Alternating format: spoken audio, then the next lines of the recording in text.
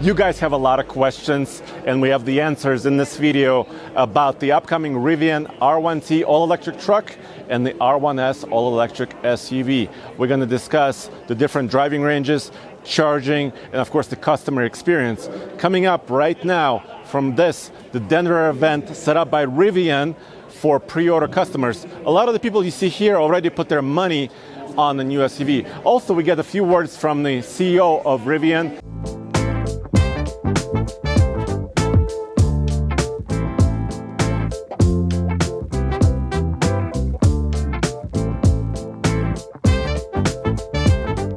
So let's get some of the basics out of the way. There's going to be 3 different batteries for 3 different ranges. The base model will have about 230 miles of driving range. If you step up to our medium battery, that range goes over 300 miles. And finally, the biggest battery is 180 kilowatt hours, and Rivian says that could give you over 400 miles of range. So that's pretty good range already. But the Rivian is also about performance. If you get the medium battery pack, Rivian says you can get an acceleration time of around 3 seconds. Yes, 3.0 seconds, 0 to 60 acceleration, which is pretty wild. Rivian is a new company, and a lot of you have been asking us, what is the customer service experience going to look like? What if something breaks? What if I have an accident? And I asked the experts, and this is what they said. We have a Tesla, long-term Tesla, and we're having issues with the service. Yeah. Actually getting parts and getting it resolved.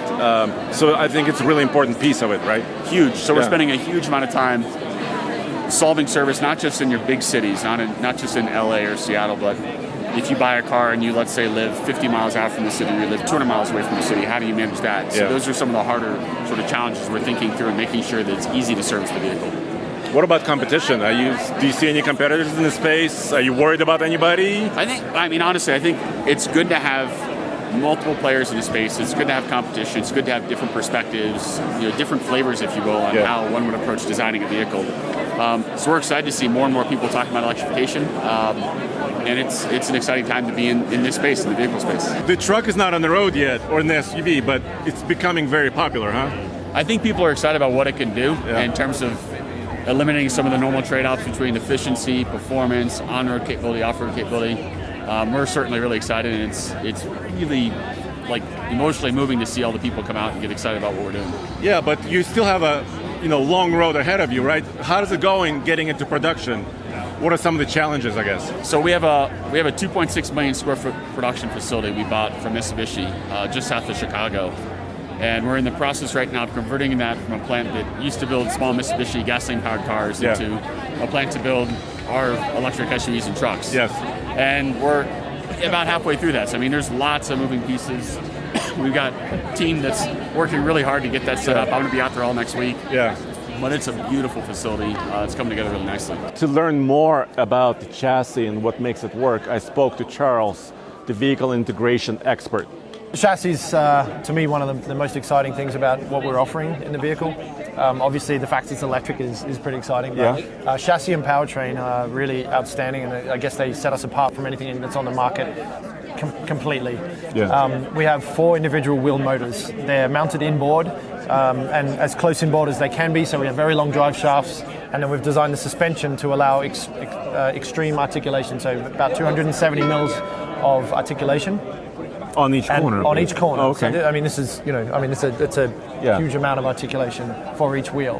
One at each corner mean that we can achieve perfect torque vectoring. A lot of people talk about torque vectoring today, but ultimately if you have a mechanical device that's distributing the torque, you can never get this perfect torque management that we can achieve to the point where we can actually reverse the torque on one wheel whilst driving the opposite direction on the other wheel. So we talked a bit about this kind of tank turn feature in the past. It's essentially a feature that allows us to turn extremely tightly, if not on the spot, so the wheelbase dependent.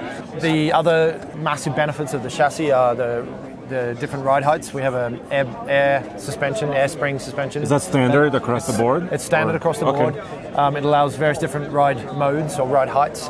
The lowest being what we call a kneel mode, so when you're stationary and you want to load and unload things out of the vehicle, we have a very low ride height. We then have a nominal ride height, or an aero ride height.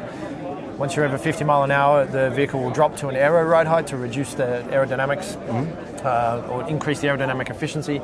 And then we have two separate off-road modes. So an off-road mode that's not too extreme, that allows you to just kind of baja off-road and flat out without any risk of damaging the underbody.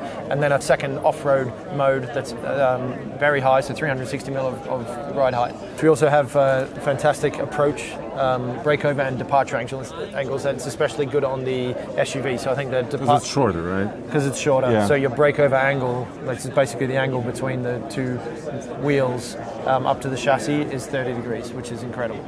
Off-road, the big benefit is rock crawling, and I think today anyone who's done a lot of off-roading would find that the mechanical systems are naturally limited. The best that you can achieve off-road in terms of grip is going to be when you have all of your differentials locked. But ultimately what you're doing there is you are targeting torque around the single wheel that has the most grip. With our vehicles, the wheels are not coupled in any way, so although there's a single gearbox that's hosting the two motors for each axle, they are not coupled in any mechanical way, so we can drive completely separately each wheel. Okay. What that means is that for whichever wheel, for the traction that we're seeking, so let's say one wheel is on mud and another wheel is on a rock, we can optimize the traction for specifically that surface independently and for all four wheels. So ultimately getting the perfect grip from all four wheels. Many of you are probably skeptical about charging a truck or an SUV, especially one that's meant for adventure that can go off-road, off the beaten path. So you have up to 400 miles of range, and Rivian says in about 30 minutes using a DC fast charger, you can get about 200 miles of range. The whole idea is you don't have to have a proprietary system to charge a Rivian SUV or truck. You can actually use a network that's already built out, for example, a charge point network, and you can have the app on your phone and actually look up where those chargers are, which is a nice thing. You can also charge at home, obviously. Onboard charger in the vehicle is about 11 kilowatts, and so if you for a 105 kilowatt hour pack, less than 10 hours you've charged that to full. Okay. So I think for a lot of users, especially when they're not going away, that's well and truly covered. That I doubt many people are driving much more than 200 or 300 miles in a day. If they do want to do that, there is a fast charger network being rolled out across the US as of today. These vehicles aren't for sale they're for sale now. They're not available until the end of 2020, so first deliveries will go to customers around then. And as we speak, two very large consortiums are rolling out charger networks for the US and also across Europe and various other countries. So from a range anxiety perspective, that's going to sort a lot of the corridors out. On top of that, Rivian are intending to install chargers in very specific locations, particularly in America to begin with, that enable people to go and explore in the obvious areas. I actually noticed the other day that in Moab there's two DC fast chargers already installed, so that's a great start. We didn't even have to do that. Can you define the white glove concept? What does that mean? So this is, we may not have a dealer in any given town that you take your car to. We'll come to you. So we'll come to you with the service. Pick up the vehicle maybe, or whatever? If need be, pick up the vehicle, take it away and service it, and most likely with partnership dealers. But what I would say is we have a fully connected vehicle, and we have a huge amount of this is important. We own, from an electrical architecture perspective, we develop in-house the majority of that electrical architecture as well as all the ECUs. So when we do that, it also means we have access to a huge amount of data about what's going on. And remotely too. And remotely. So we can literally take off the cloud information about your vehicle and understand most likely what's gone wrong, and then come to the vehicle with the necessary fix. Many of the pre-order customers I talked to today actually put their money on the truck and not the SUV. Of course, the truck offers more utility, has a bed. Some people actually wanted to tow a trailer and they wanted a pickup truck to do it. But the truck is also going to be a little bit more affordable. The starting price is going to be $69,000. That's before the tax incentives. And the SUV is going to start at $72,500. So you two put your money down on what, the truck or SUV? Truck. Why? Truck. To me, it just has tons of capability. Lots. So I already have a Tesla. Okay. So I already have a good experience with that and love it. I mean, I love the Tesla. So to have that same kind of capability, plus even more, I think, with these vehicles, is super exciting. And you said he talked you into this? Yeah. So he's my neighbor. Okay. So I was talking to him, and he's like, well, "You gotta look." So I started looking at it, and I was like, "Yeah, I'm sold. It's awesome." Okay. And for the same thing, I had the same concern. It's like, okay, it's electric, it's a new car. What's going to happen if it breaks down? Rivian says the first R1T trucks are going to be reaching customers by the end of 2020, and I cannot wait to get my hands on either a truck or an SUV and actually tow with them and go off-road. And go back to TFLcar.com and TFLtruck.com for more news, views, and real-world truck reviews.